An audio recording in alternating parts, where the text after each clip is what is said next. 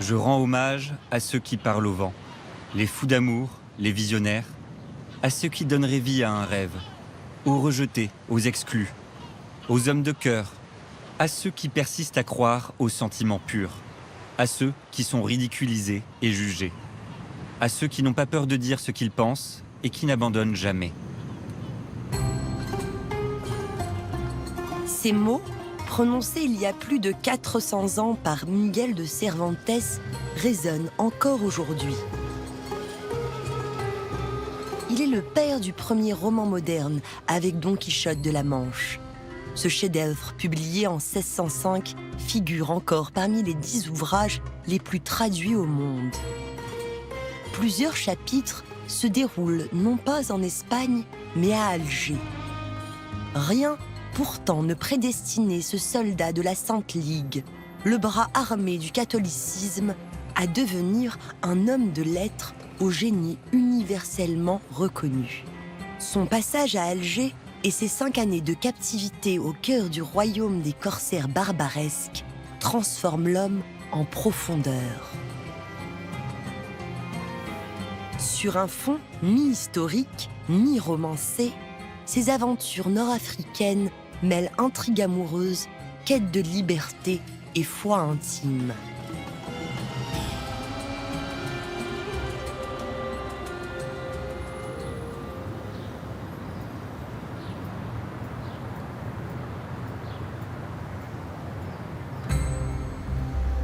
Agrippée à flanc de colline, la Casbah, cité millénaire, témoigne de la grandeur du passé maure et ottoman d'Alger.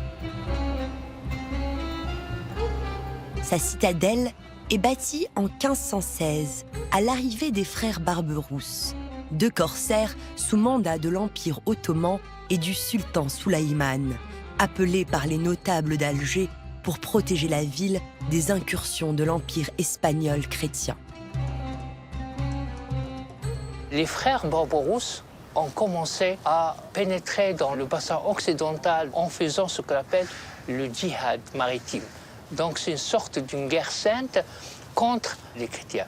Et là, dans la stratégie du sultan Souleyman le Magnifique, Alger va devenir réellement le bastion de l'Empire ottoman, Alger l'invincible.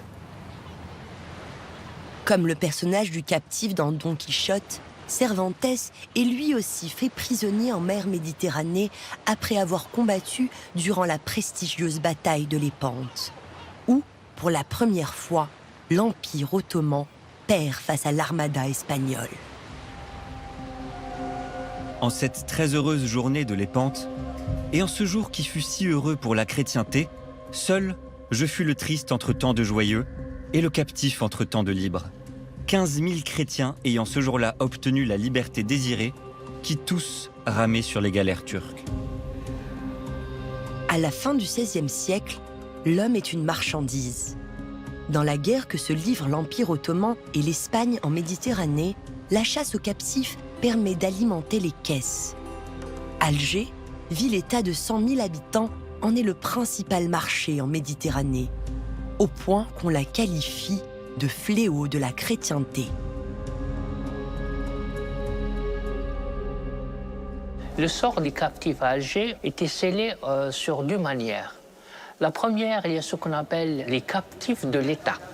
Donc, ils sont regroupés dans les bagnes de l'État et ils ont été utilisés en général dans les travaux de manutention dans les ports et dans les navires, les galères en général. L'autre partie des captifs, c'était des notables, des écrivains, des médecins. Donc, ils subissaient un traitement un peu spécial. Miguel de Cervantes, on pensait directement que c'était un notable, un grand noble d'Espagne. Donc, il fallait demander une grande rançon, 500 escudos espagnols d'or, pour sa libération. J'étais donc un des captifs à rançon, comme on sut que j'étais capitaine. Les captifs qui sont à rançon ne vont pas au travail avec le reste de la chiourme. On les fait travailler généralement dans les palais, dans les jardins. Et là, Cervantes, en tant que captif, va connaître une certaine liberté. Cervantes profite alors de cette relative liberté de mouvement pour explorer la ville et observer la société algéroise. Dans cette terre d'islam, loin des condamnations du tribunal de l'Inquisition espagnole, il découvre une tolérance religieuse et une coexistence harmonieuse entre les différentes confessions. Cervantes, en se baladant dans ces ruelles de la Gascogne, il était en admiration de cette société cosmopolite des Juifs séfarades, des Andalous, des Turcs, des espions, des renégats. C'est un mélange, une fusion de toute la Méditerranée pour se rassembler à Alger. Alger est selon tout pressentiment arche de Noé réduite. Ici, il y a toutes sortes de gens. Et autre chose, si tu as remarqué, qui est digne de grande admiration, c'est que ces chiens sans foi nous laissent, comme on voit, garder notre religion et qu'on dise notre messe. Ils nous laissent même secrètement. Il découvrait un monde multilinguistique, multireligieux et multiethnique.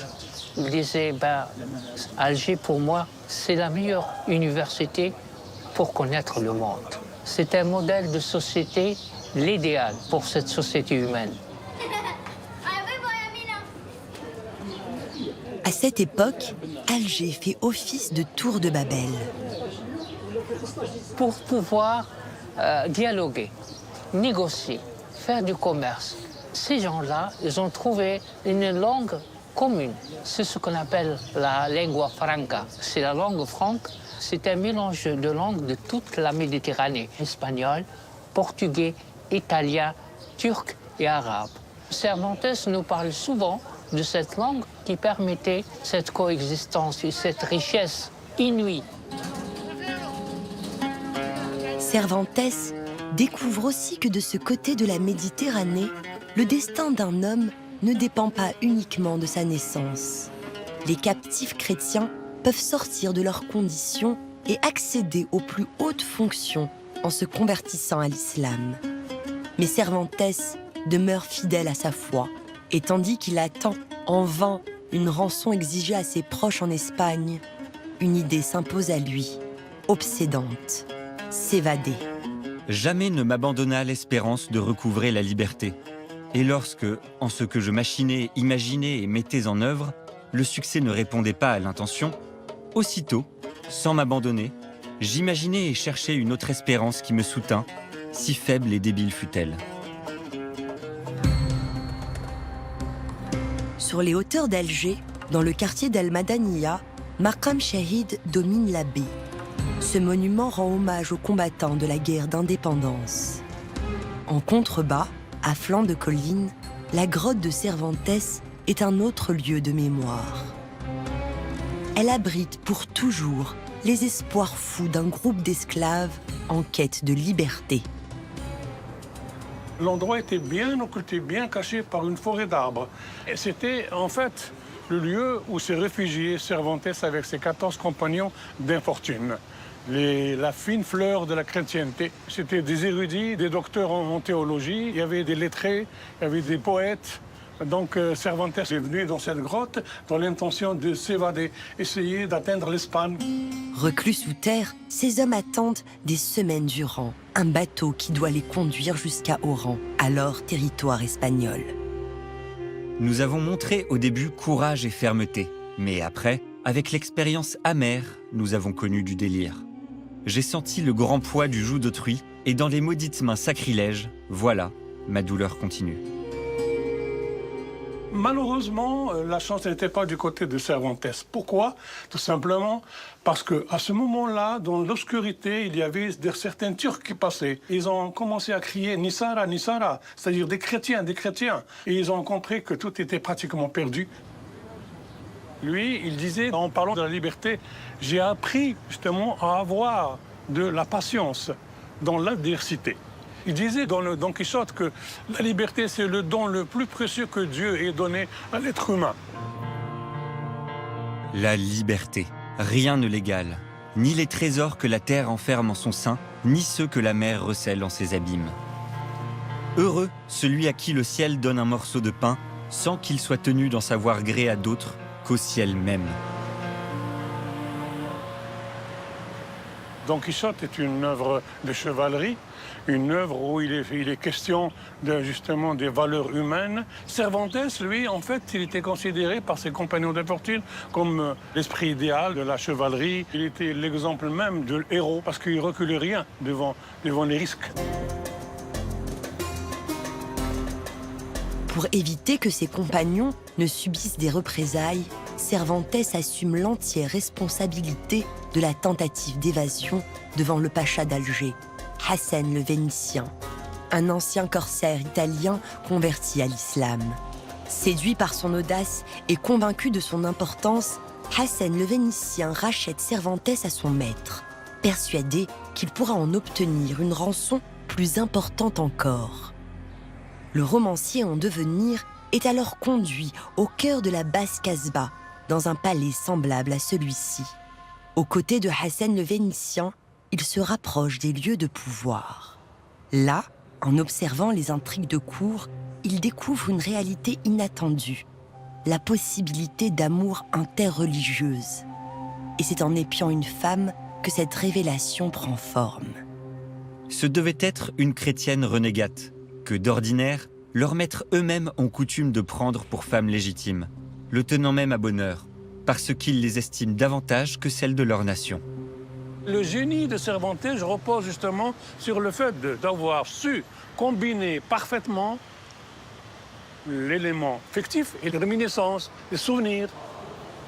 C'est un thème très important, le thème de l'amour, le thème interreligieux. L'amour entre chrétiens et musulmans, ou bien entre musulmans et chrétiens, où il y avait des intrigues, il y avait des épisodes amoureux qui représentent un peu la société algéro-ottomane de cette époque-là. Il semblerait, selon l'épisode du captif, qu'une femme musulmane a essayé de l'aider, et elle l'a aidé dans le sens pour partir, pour revenir en Espagne. J'ai vu beaucoup de chrétiens par cette fenêtre, mais aucun ne m'a paru gentilhomme, sinon toi. Je suis fort belle et jeune, et j'ai beaucoup d'argent à emporter avec moi. Tu seras là-bas, mon mari, si tu veux. Si le captif dans Don Quichotte doit à l'amour sa liberté retrouvée, Cervantes, lui, doit son salut à deux frères trinitaires, ces religieux qui sillonnaient le sud de la Méditerranée pour racheter les captifs chrétiens. En 1580, après 5 années de captivité, Cervantes quitte Alger. Un exil vécu comme un voyage initiatique qui marquera l'homme à jamais. De retour en Espagne, il se met à l'écriture. Et les souvenirs de cette terre d'Orient, profondément inscrits en lui, façonnent une œuvre unique, audacieuse, humaniste et résolument méditerranéenne.